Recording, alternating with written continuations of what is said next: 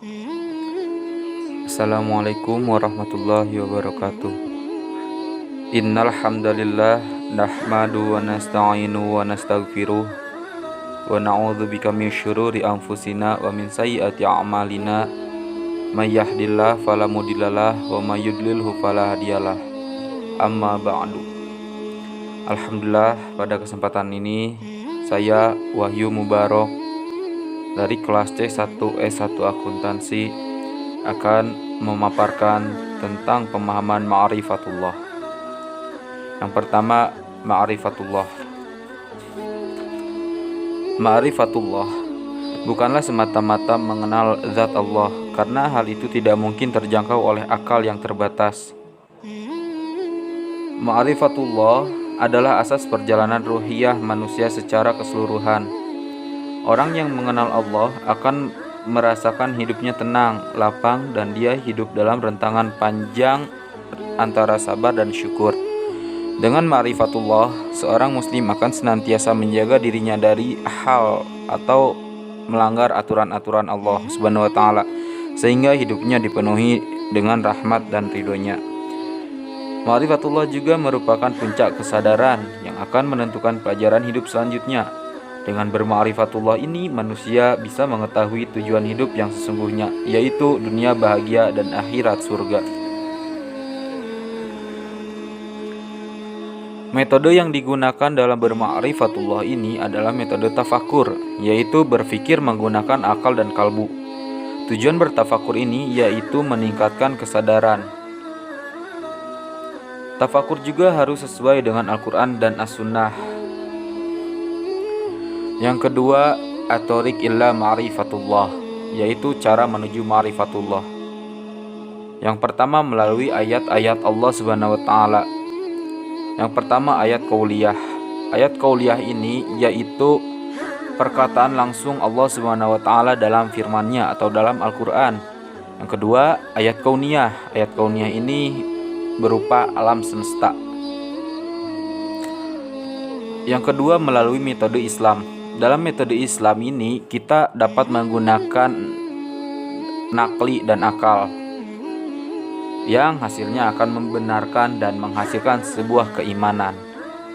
Yang kemudian melalui metode selain Islam, yaitu dengan menggunakan dugaan dan hawa nafsu, yang hasil dari dugaan dan hawa nafsu ini akan timbul rasa ragu-ragu dan akhirnya akan berakibat pada kekufuran.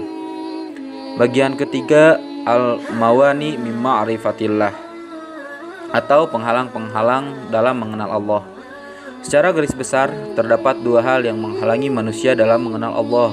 Yang pertama, maradu syahwat, yaitu berkaitan dengan penyakit hati, yaitu berupa nafsu dan kesenangan serta perilaku yang tidak terpuji.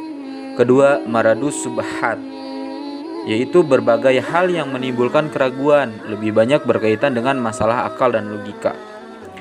Yang pertama, maradu syahwat. Dalam maradu syahwat ini ada beberapa perilaku. Yang pertama, al-fisku atau kefasikan. Fasik adalah orang yang senantiasa melanggar perintah dan larangan Allah. Yang kedua, al-kibru atau kesombongan. Kesombongan merupakan suatu sikap di mana hati seseorang ingkar dan selalu membantah terhadap ayat-ayat Allah Ta'ala. Yang ketiga, az-zulmu atau zalim.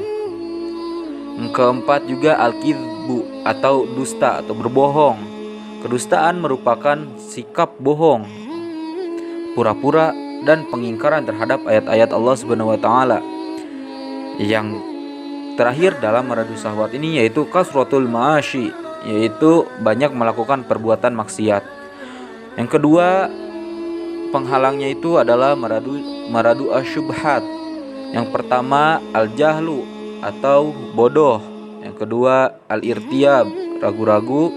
Ketiga al-inhirab, penyimpangan. Dan yang keempat al-ghaflah atau lalai.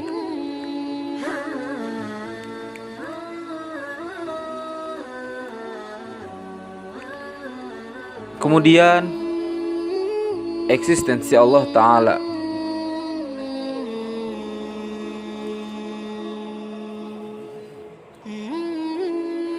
Yang kemudian materi al-adilah ala wujudillah, atau eksistensinya atau bukti keberadaan Allah Ta'ala. Yang pertama ad-dalilul fitri, yaitu dalil fitrah. Fitrah adalah sifat azasi atau dasar yang masih murni, yang belum terpengaruh oleh faktor-faktor eksternal. Kalau manusia dibiarkan dalam fitrahnya, tentu ia akan mengakui adanya zat maha hebat. Manusia sejak awal penciptaannya telah membawa naluri untuk bertuhan. Adanya naluri bertuhan ini terbukti dengan apa yang dirasakan oleh manusia itu sendiri yang selalu merasa butuh kepada zat yang lebih tinggi, lebih kuat, dan lebih berkuasa dibanding dirinya, agar ia dapat berlindung dan memohon pertolongan kepadanya. Yang kedua, ad-dalilul hissi, yaitu dalil yang dapat diindra. Ada bukti keberadaan Allah Ta'ala yang dapat dilihat, dirasai, atau disentuh oleh indera manusia. Biasanya berupa kejadian luar biasa yang terjadi di tengah-tengah umat manusia. Di antaranya adalah mukjizat para nabi dan rasul yang telah disaksikan oleh umat manusia, seperti peristiwa banjir besar yang terjadi pada masa Nabi Nuh, hingga dalam mukjizat tersebut terdapat perahu yang kemudian terselamatkannya Nabi Ibrahim pada saat dia dibakar. Yang ketiga, terbelahnya lautan pada masa Nabi Musa, dan berbagai macam mukjizat lainnya. Yang ketiga, ad-dalilul aqli, yaitu dalil yang didapat oleh akal. Yang pertama, teori sebab. Segala sesuatu pasti ada sebab yang melatar belakanginya adanya sesuatu. Pasti ada yang mengadakan, dan adanya perubahan pasti ada yang mengubahnya. Mustahil sesuatu ada dengan sendirinya.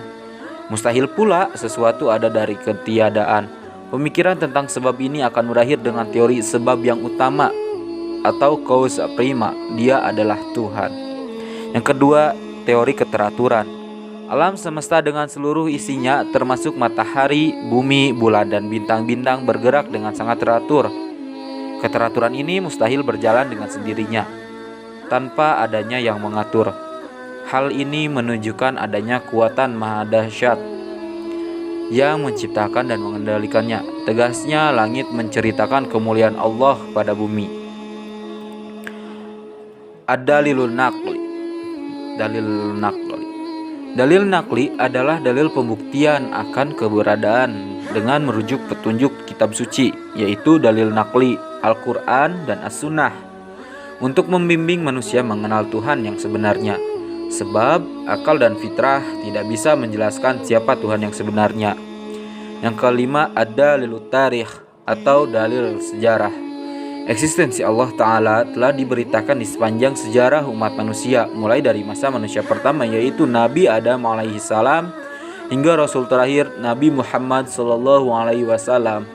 Kalau manusia mempelajari dan memahami dalil-dalil dan bukti-bukti tersebut, hati nurani mereka yang bersih akan mengakui keagungan Allah Subhanahu wa Ta'ala yang telah menciptakan dan mengatur sedemikian rupa.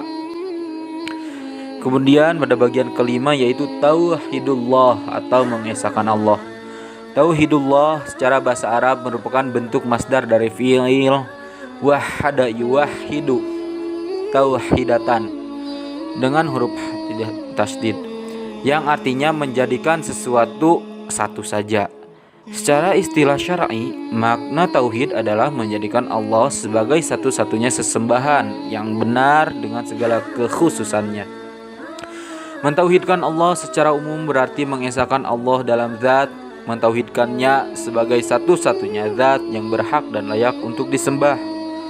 Tiada sesembahan yang benar selain Dia, sehingga tidak boleh menyekutukannya dengan sesuatu apapun dalam ibadah.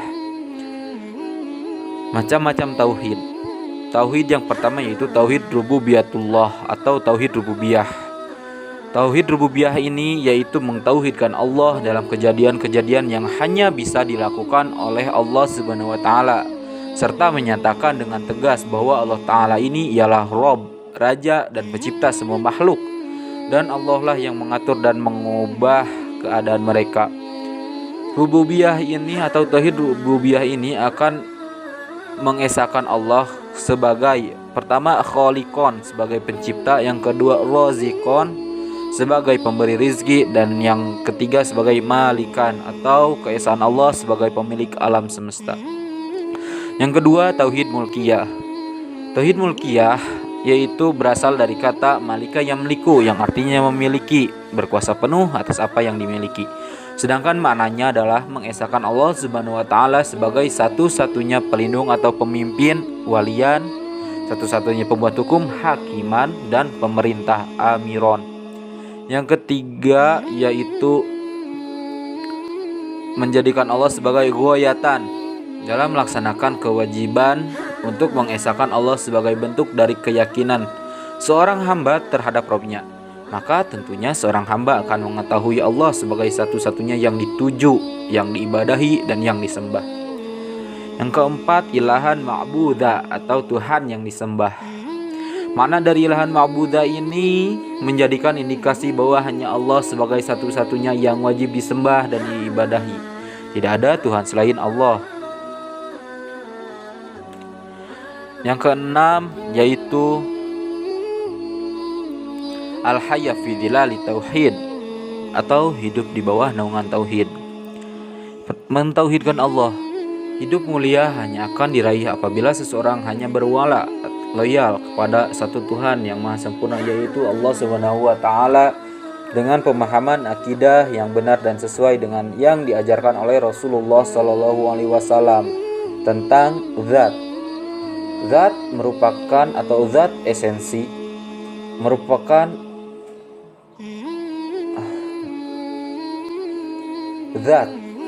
Zat Allah Ta'ala adalah zat yang maha sempurna. Dia berbeda dengan semua makhluk ciptaannya sesuai dengan sifat mukhalafatul lil hawadis. Tidak ada sesuatu pun yang setara dengannya. Yang kedua, sifat. As-sifat dan al-asma, nama-nama Allah, adalah sifat dan nama yang maha sempurna. Al-af'al. Allah Ta'ala juga memiliki kesempurnaan dalam al-af'al atau perbuatan, penciptaan langit, bumi, manusia, malaikat, jin, surga, neraka, dan yang lainnya adalah merupakan perbuatan Allah Ta'ala, dan tidak ada siapapun yang dapat menolak ketetapan dan kehendaknya. Kedua, macam-macam tauhid. Yang pertama, tauhid asma wa sifat. Tauhid asma wa sifat ini yakni meyakini bahwa hanya Allah Ta'ala yang memiliki nama-nama dan sifat-sifat yang sempurna, tidak ada yang serupa dengannya. Yang kedua, tauhid rububiyah. Tauhid rububiyah yaitu mentauhidkan Allah dalam kejadian-kejadian yang hanya bisa dilakukan oleh Allah Ta'ala. Tauhid rububiyah menuntut kita agar menjadikan Allah sebagai satu-satunya pencipta alam semesta, pemelihara dan pemberi rizki alam semesta, juga pemilik alam semesta. Yang ketiga, tauhid mulkiyah. Tauhid mulkiyah ini yaitu mengesahkan Allah sebagai satu-satunya pemimpin, pelindung, dan yang berhak menetapkan aturan atau hukum. Sebagai seorang mukmin, kita harus meyakini bahwa Allah Subhanahu wa taala adalah yang menguasai seluruh kerajaan langit dan bumi. Allah adalah pemilik dari segala kerajaan sebagaimana firman-Nya. Yang keempat, tauhid uluhiyah. Tauhid uluhiyah yakni pengesaan Allah dalam ibadah, yakni bahwasannya hanya Allah satu-satunya yang berhak diibadahi. Kemudian makna dari kalimat la ilaha illallah. Sikap ketauhidan sebagaimana tersebut di atas terangkum dalam satu kalimat, yaitu kalimat la ilaha illallah. Tiada Tuhan selain Allah. Inti kalimat ini adalah ikhlas, yakni melepaskan diri dan menjauhi taghut dan beribadah hanya kepada Allah Subhanahu wa taala saja. Dalam istilah akidah disebut al-wala wal bara. Maka seorang muslim yang hidup di bawah naungan tauhid adalah mereka yang menjadikan Allah sebagai pertama mahbuban, yaitu sebagai yang dicinta, robban maksudan, Tuhan yang dituju, malikan muto'an, raja yang ditaati, dan ilahan ma'budan, Tuhan yang disembah. Hasilnya dari semua tersebut kita akan mencapai kehidupan yang baik. Kehidupan yang baik ini di dunia dan di akhirat, yang mana di dunia mendapatkan kenikmatan dan kebahagiaan, di akhirat mendapatkan surga, ridho Allah dan melihat Allah. Dengan hidup di bawah naungan tauhid seperti inilah manusia akan terbimbing ke arah hayatun thayyibah atau kehidupan yang baik. Alhamdulillah, baik, mungkin hanya itu saja yang dapat saya sampaikan. Alhamdulillah, baik, mungkin itu saja yang dapat saya sampaikan. Mudah-mudahan menjadi ilmu bagi kita semua. Rabbana atina fid dunya hasanah wa fil akhirati hasanah wa qina adzabannar. Aqulu li hada wa astaghfiruka wa billahi taufiq wal hidayah. Wassalamualaikum warahmatullahi wabarakatuh.